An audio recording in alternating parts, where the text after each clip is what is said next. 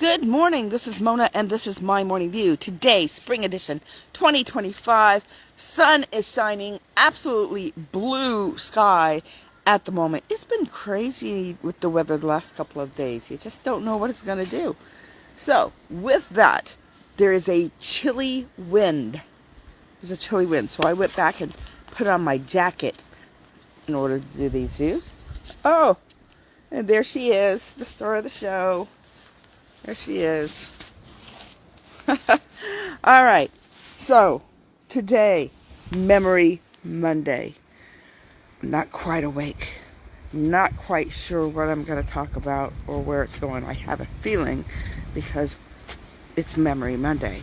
And so, today, I fell asleep after I had a cup of coffee and breakfast. Now, mind you, I don't have caffeine Monday through Friday. So, with that, the coffee's not going to keep me awake anyway.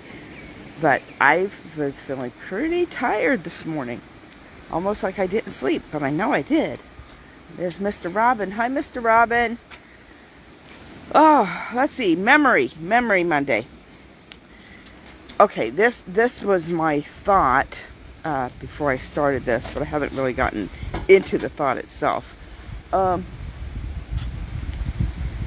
Memories evoke emotion. Memories evoke emotion. I have done a few memories of my childhood here on Memory Monday. I've done a few memories of, things that happened last week, last month, last year, last decade. So there's memories that I talk about, and I've pretty much separated myself from a lot of the memories emotionally. And so it's easier to talk about things when you've separated emotionally from the subject matter. But there's some memories you really do want to hold on to that memory. Now, we were talking in the second grade about our favorite seasons because they had an assignment, and I was reading their assignments that they had posted in their classroom. And I told them that fall was my favorite season. And it's like, well, why is fall my favorite season? Because the memory of fall evokes emotions. I remember the smells of fall. Pumpkin spice, cinnamon, the sounds of leaves crunching as you're walking through. The colors, vivid, all across the mountainside. So I'm using my senses. The smells, the sounds, the sight, the taste of fall. Then it brings me to Thanksgiving. Thanksgiving was one of my favorite holidays. My mom would make a smorgasbord. And in that smorgasbord, it was the traditional Thanksgiving meal. But there was no fighting. There was no arguing. There was just eating. Because we didn't have a lot of money growing up. So we didn't have a lot of food available all the time. But we did at Thanksgiving.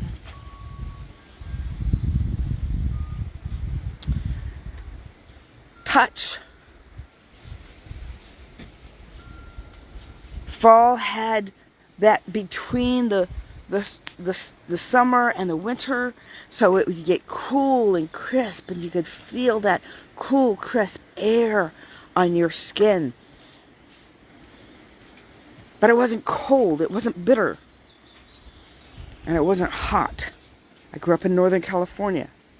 Californians, it can get hot there. So, with that, all my senses were evoked into fall and how it made me feel physically and then emotionally. So fall is my favorite season. Now you know something about me. No, it's not a question on security. I don't talk about those. Yay! You shouldn't either. All right. Still trying to wake up. So a lot of the things that cause us to either succeed or fail are attached to our emotions. And usually those emotions have these little aptogens attached to them. Using a medical term there. They have these little adaptogens attached to your emotions for, yeah, it's not the scientific term for mental thoughts. It's, you can look it up. All right. So I'm just picturing it. I'm picturing little adaptogens coming and connecting, kind of like the cell, type of thing.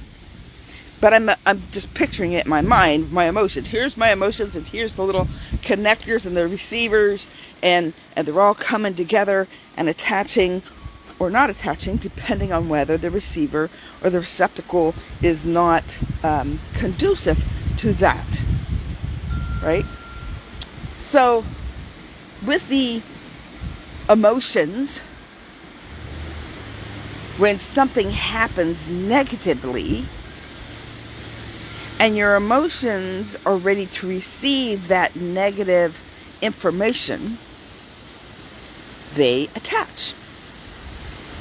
And when they attach, now they get put into that filing cabinet.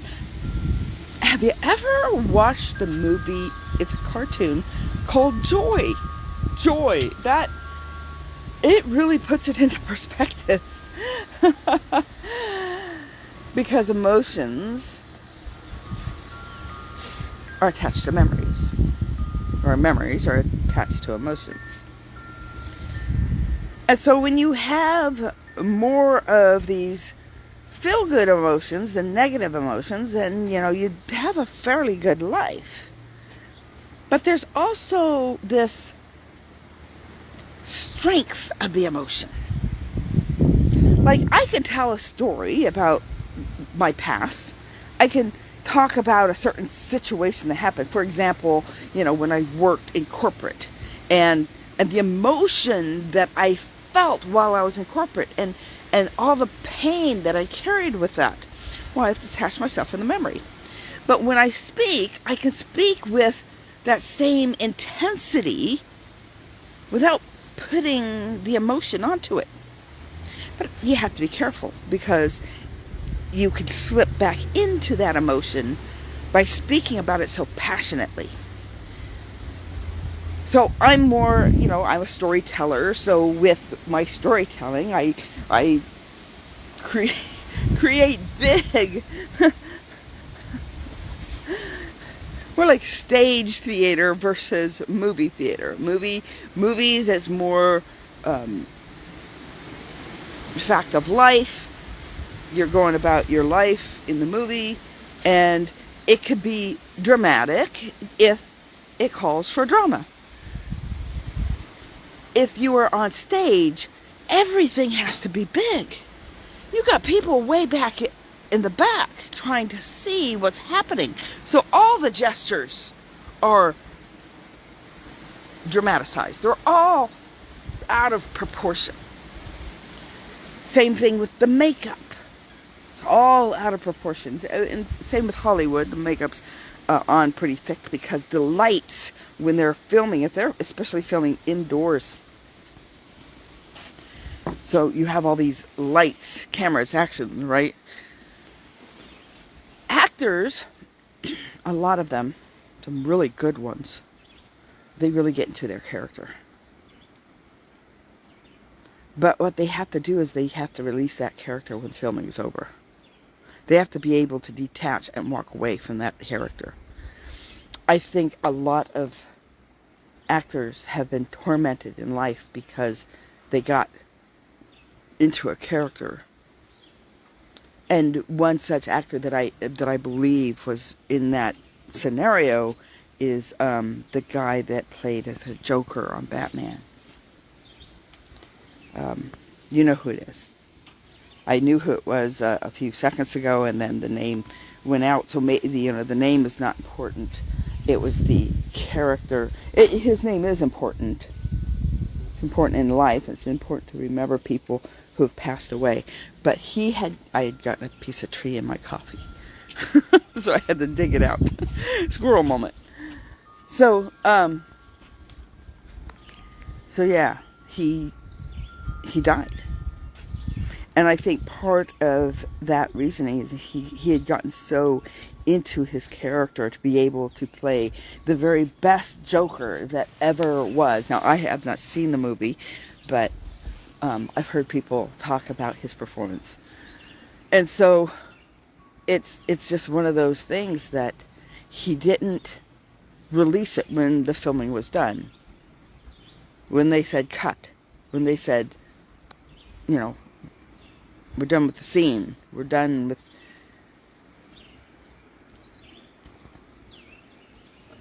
People that have to play wicked, evil, or depressed people can really fall into these...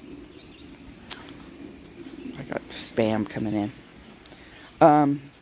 Hopefully you didn't hear that because it's in my ears. I might have to go back and see whether wearing my hearing aids where I can hear the phone calls, because I have it on my phone. I have it on no sound, no vibration, no nothing, so that you don't hear it when things come in. But when I have my hearing aids on, it bypasses the phone and goes to my hearing aids. And I wish I knew a way where I could turn that off. I can, but it turns off all of my hearing aid functions. So that is not helpful. So I'll have to go back and watch this and see whether you can hear the phone call through this. All right. That's just housekeeping stuff. All right. If you guys have answers, comment. Oh, commercial time. That's right. If you are on YouTube right now, hit subscribe. Hit subscribe, comment, like, share, hit the notifications, get all the bells and whistles, and that'll be a good thing. If you feel it's valuable, share it. Absolutely. If you find value in it, or if you think somebody you know will find value in it, share it. Absolutely. I encourage you to share my stuff. It's not private. Even if it's on Facebook, it is not private. You may share it to anybody you would like to share it with. Now, if you're on Facebook, go after this live is over. Go over to Mona E. Harrison. Go over to Mona E. Harrison on YouTube, because my name on YouTube is different than my name on Facebook. My name on Facebook has been this since 2010 when I hopped on Facebook, and I have no plans of changing the name on it. I might take the Leonard out of it. I might put Mona E. there, but I attempted to make a Mona E. Facebook, and I don't use it. And part of it is there is an issue with, there's a Monet Harrison, and the content is quite different. Quite different. So therefore, chances are I'm not going to confuse people with that on Facebook. On YouTube, you will go onto YouTube, put Mona space E space Harrison, and you will see my wisdom hair and my beautiful face. And when you do that, you know you're in the right space. So when you get there, subscribe. All right, that was housekeeping. I don't think I'm going to go over that again. I'm going to go on to the content of emotions and memories are attached. So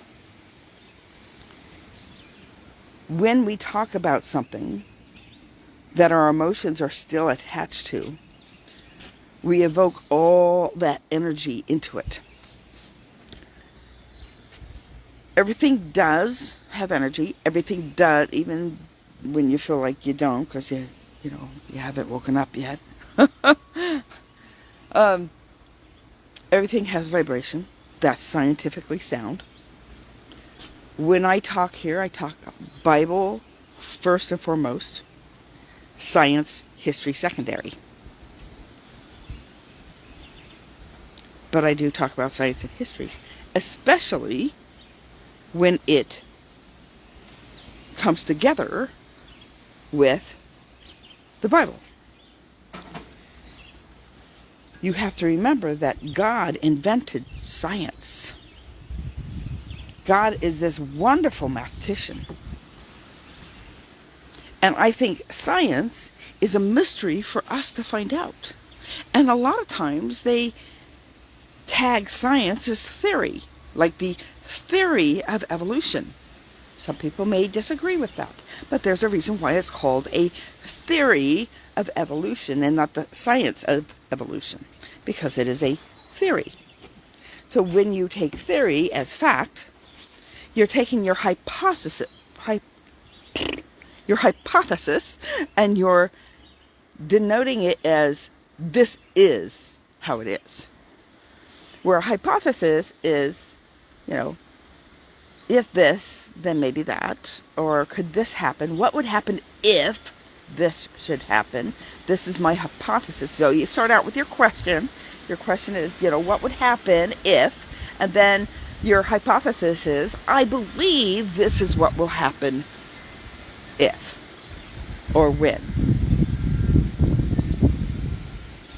So they take their hypothesis as the fact, or they manipulate their studies in order for the hypothesis to come out on top. And that can happen quite often. That's why you have to do it over and over again. Science is something that can be repeated over and over and over again, and you discover exactly how it functions. So everything has vibration, everything has energy to it, different levels. There's positive energy, there's negative energy. Even in you talk about acid and alkaline. They're two very different. The scale is the same, but you have a norm, and you have that which is on one side of the norm, and one that's on the outside of the norm.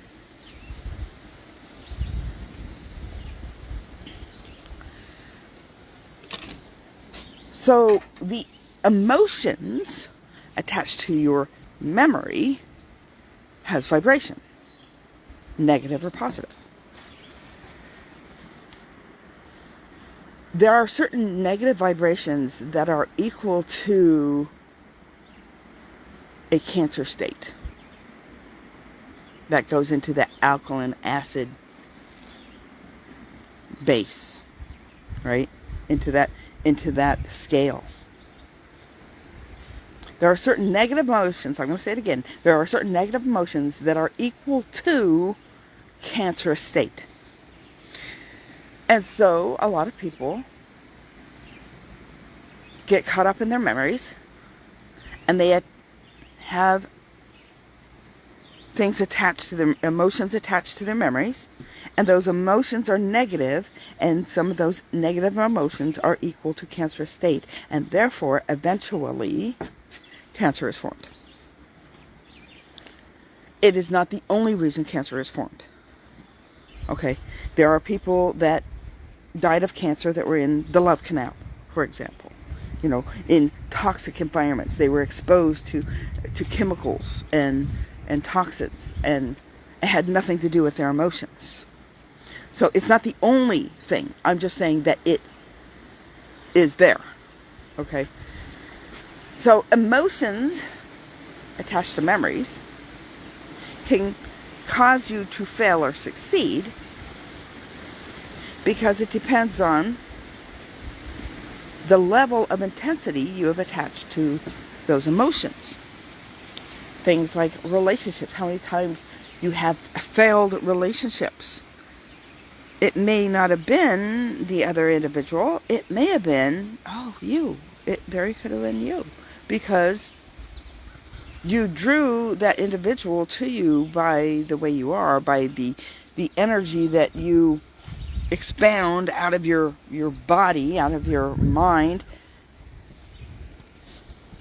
or, any other numerous reasons. You're attached to a certain type of person because they remind you of somebody in your memory, whether that's negative or positive. This is why a lot of people who are in abusive relationships, they get out of them and they go into another abusive relationship. And until you detach those emotions from your memories, it's going to continue to happen.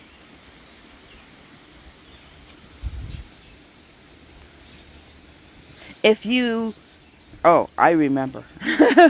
I remember standing at a 4-H demonstration day. Now, I did 4-H demonstration day for 11 years. 11 years. And they all kind of happened exactly the same way. I went up to the front. I went to give my demonstration. The same demonstration I had given to the people in my group. The same one that I had given in my club. Now that we were all together in the district, and we were having demonstration day before we went to state. Well, guess what? I never went to state. Why? Because I would stand in front of that class and I would bawl my eyes out in front of everybody. Absolute tears. And there's one particular one that I remember being in the college classroom because it was held out at the college. And as it was held out at the college, we would go to the different classrooms to do the demonstrations for that particular subject matter. So everybody had a different demonstration, but the same subject matter. For example, cooking, or sewing, or showing your animal, or electricity, or whatever it is. And I don't remember. I think it may have been the one about art for the color wheel, right? Just doing the color wheel. Why I chose art? Maybe because I didn't have any formal education with art. I took it one year where my dad was the leader, and it wasn't giving any art theory or anything. It was basically trying to get people to tap into their artistic creativity. So I knew the color wheel. Simple enough. I'll do a demonstration on the color wheel. Didn't work out too well. There was another demonstration where I was doing the parts of a sewing machine. So demonstrating the parts of a sewing machine. So I don't remember which one it was. It may have been neither of those two. There were so many demonstration days and so many demonstrations in 11 years. So therefore, I remember standing in that particular class in front of my peers, people I knew, bawling, tears coming down my face. I could not get the words out. I couldn't demonstrate properly what I was trying to demonstrate, even though I knew the subject matter. That's that fear of talking in front of people type of thing. And for years, all those years, from day one of demonstration day to the end, I continually gotta fetch out all the tree pollen falling into my coffee again. I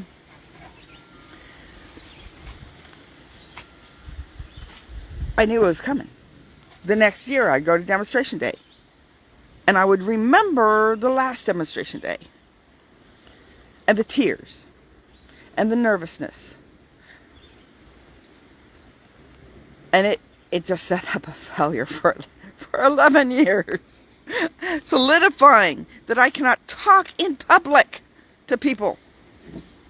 No matter how much I knew the subject. Now, there was a time when I was about 19 years old that something happened, something magical.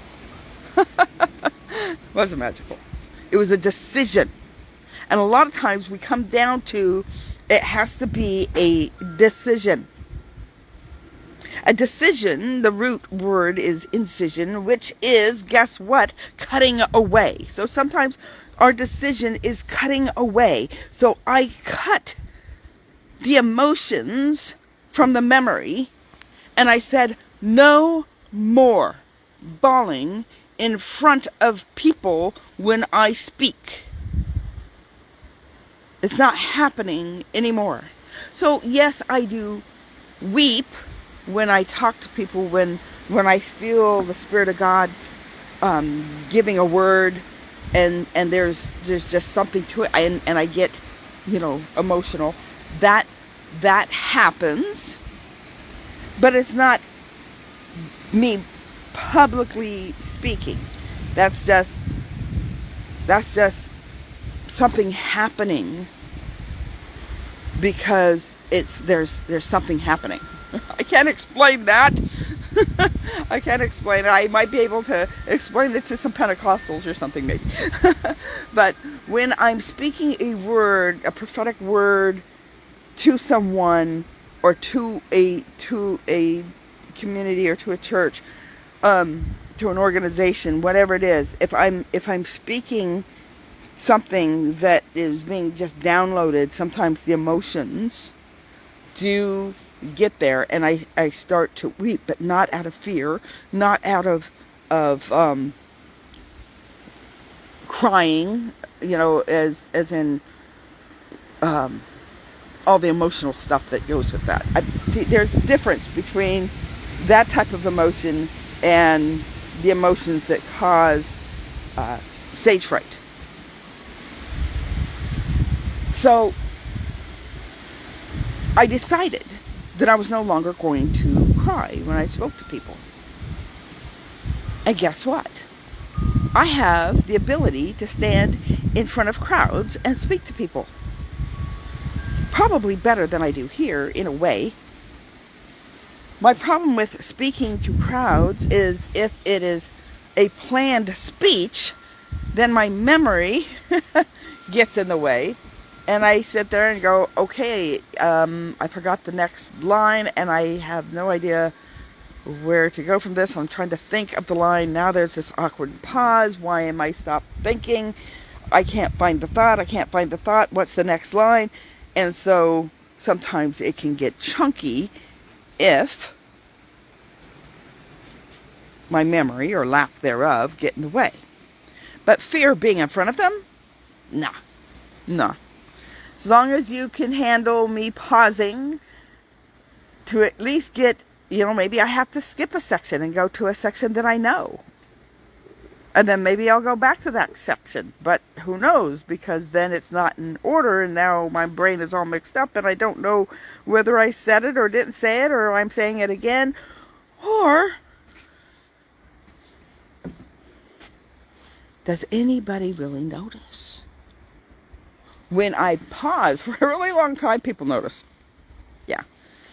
So sometimes, as long as I can just pick up on whatever thought I have next, let's go with it. As long as you don't get too far off the subject, which sometimes happens here because I'm still thinking of it while I'm saying it. Because I have no idea what I'm going to say in the next 3 seconds. All right. So emotions are attached to memories. And whether those are negative emotions or whether those are positive emotions determine whether we will succeed or fail. There is a whole lot more I could talk about emotions and memories, but for now, that's where I'm leaving it, because this has already gone a little bit far. So we're going to leave it with that. Emotions are attached to memories, whether they're negative or whether they're positive, and that will determine of whether you succeed or fail. So sometimes you have to make a decision. Sometimes you have to cut away your emotions from your memories. Then when you speak about your memories, you don't get caught up in the emotion of them, stirring that vibration all up again. Stirring all that energy all up again.